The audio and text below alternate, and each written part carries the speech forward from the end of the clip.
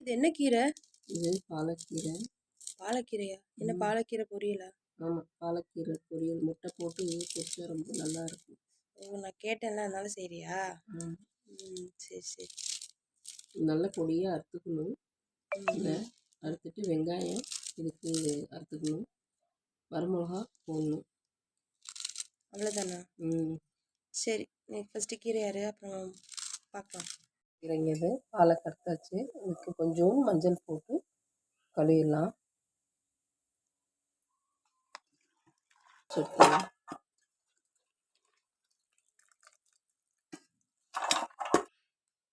இந்த ரைஸ் பிரான் எண்ணெய்ங்க பூர்ணது. நாங்கள் இந்த எண்ணெய் தான் யூஸ் பண்ணிகிட்ருக்கோம். இதில் செஞ்சு பாருங்கள், நல்லா இருக்கும். 2 ஸ்பூன் எண்ணெய் ஊற்றினா போதும். பாருங்கள், நல்லா சூடாயிடுச்சு.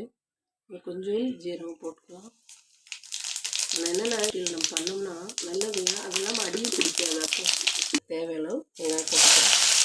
பாருங்கள், தேவையளவு நமக்கு அரைச்சி வரமிளகா போட்டுக்கலாம். வணங்கட்டுங்க. நல்லா கொஞ்சம் ப்ரௌன் கலரில் ஆகணும் வெங்காயம்.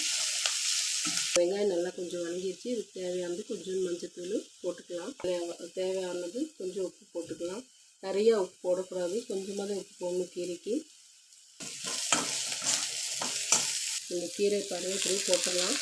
போட்டுட்டு கொஞ்சம் நேரம் நல்லா அமைந்த பிறகு மூடி வச்சிடலாம். பாருங்கள், கொஞ்சம் நேரம் போட்டு அப்படியே மூடி வச்சுருங்க. ஒரு கீரையை ஒரு பரட்டி விட்டுடலாம்.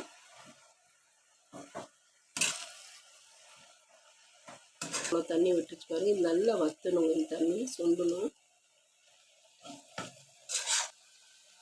தண்ணி நல்லா வற்றிடுச்சுங்க. நம்ம முட்டை ஊற்றிடலாம் உடச்சி.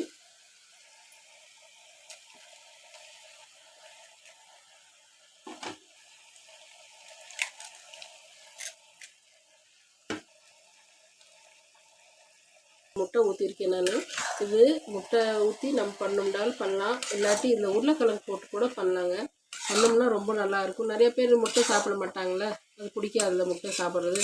அவங்க உருளைக்கிழங்கு போட்டு இதில் போட்டு பண்ணலாம். சூப்பராக இருக்குங்க இந்த கீரை, நல்லா இருக்கும். நல்லா ட்ரை பண்ணணும். பாருங்கள், நல்லா உதிரியாக வந்துருக்குது. சூப்பராக இருக்குது முட்டை பொரியல் பாலக்கீரை. இது அவ்வளோதானுங்க, முடிஞ்சிச்சு. இந்த வீடியோவை லைக் பண்ணுங்கள், ஷேர் பண்ணுங்கள், சப்ஸ்கிரைப் பண்ணுங்கள்.